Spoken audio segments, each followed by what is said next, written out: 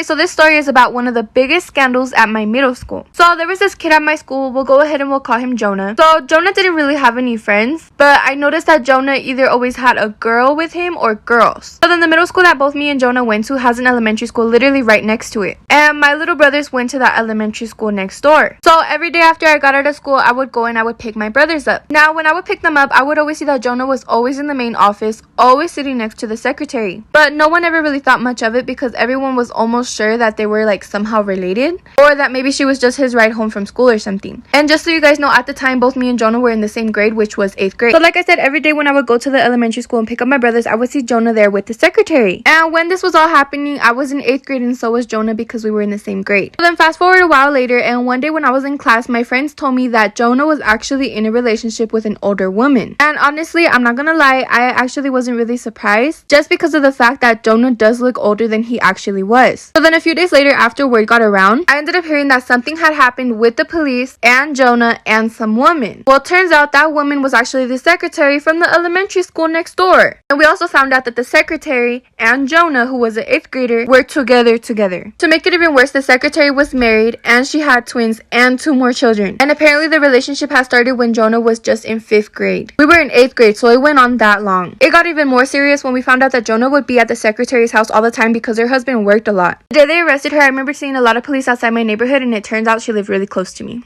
This is how my best friend and I catfished her boyfriend. And no, it's not the catfish that you think. So my best friend and I used to live in the same apartment complex, and she had met this guy through one of her cousins. It was her cousin's friend. This guy had a foot fetish.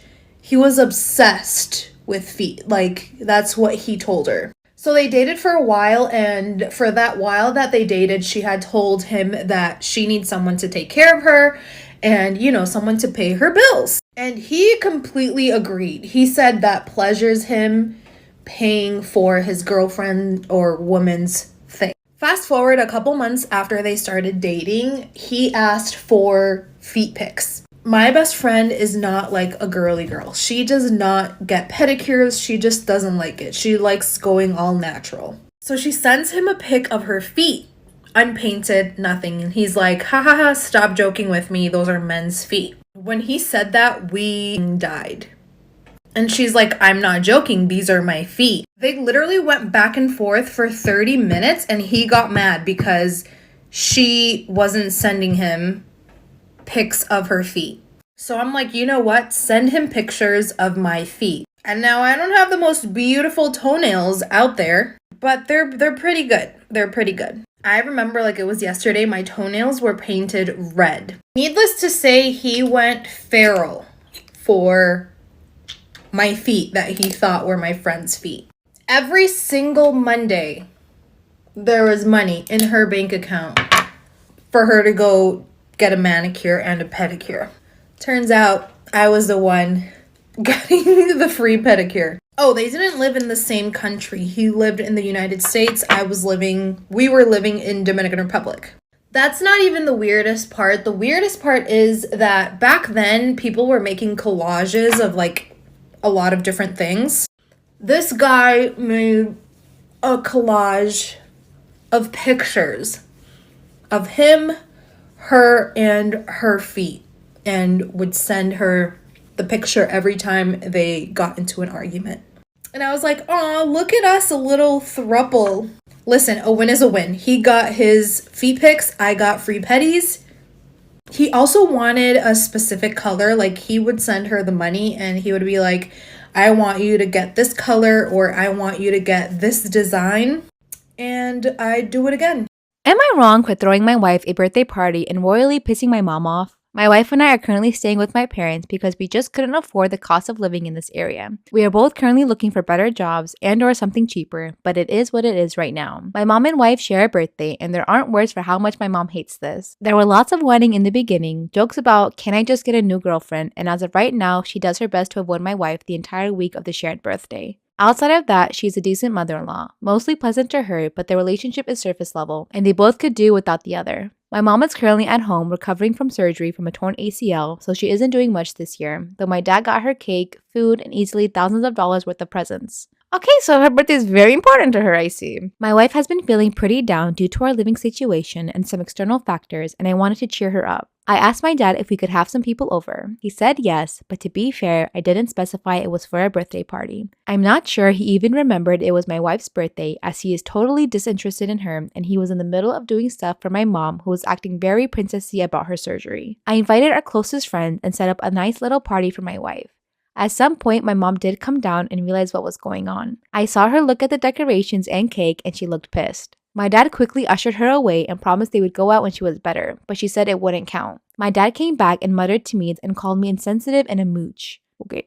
He came out an hour later and shut the party down as he claimed we were being too loud. I don't think we were, but it was getting late, so I didn't mind too much. My wife loved it and had a great birthday. I fully intended on cleaning up myself but was too tired to do it that night. My mom came down in the morning and saw the things still up and got pissy again. I was in the process of cleaning them and told her not to worry, I would take care of it. She just glared at me and stormed off. My dad came back down and berated me for throwing it in my mom's face that my wife got a birthday party and she didn't, and told me he can't stand me and can't wait for us to leave.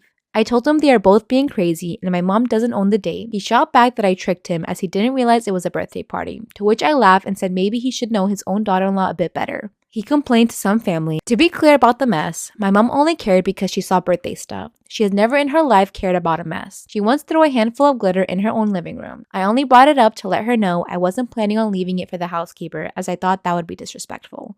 Okay, story time. If I quit my job so that I could post bikini pictures, and I'm not kidding. Okay, so I graduated college in the middle of COVID, so no one was hiring, and the first job that hired me was a recruiting job, which I was never born for. That is not my calling. That's not my truth. I'm the first one in my family to graduate from college, so my family was so proud of me that I had a job offer straight out of college, and I didn't want to let them down. So I decided to take the job, even though I was secretly dreading it. But I remember everyone was like, "Yay, congrats," and posting about it on Facebook and everything, and I was like, no, I don't want to do it. So a couple weeks before I was supposed to start the job, I got a call from my boss, and she was like, "Hey, so we found your Instagram."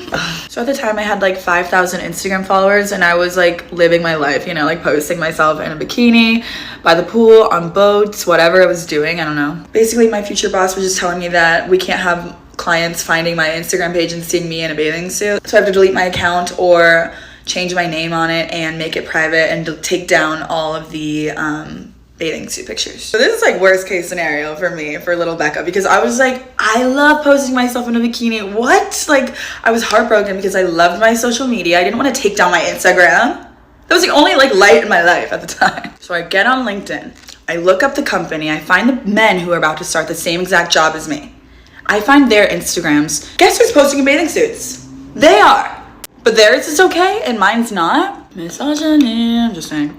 So I quit. I called them back and told them I wasn't taking the job, and my mom was like, "You're giving up a salary, a 9 to 5 with benefits for 5,000 Instagram followers." I was like, "Yeah."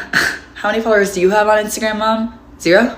Okay, yeah, that's what I thought." You're literally so jealous, it's insane. I was definitely letting my family down a lot. They were really happy that I was about to have security, and now I wasn't. So they're like, "What's your plan?" And I was like, "So that's the thing. I don't have one yet." So I drove over to our local bar and I pretended like I had bartended before and asked for a job, and they gave me one. They ended up firing me, but they did let me work there for 6 months first, which was really nice of them, actually. But I had a lot of free time during the day, so I downloaded TikTok and started making videos, and I just hit 1 million followers and moved to LA. Thank God I never deleted my bikini pictures.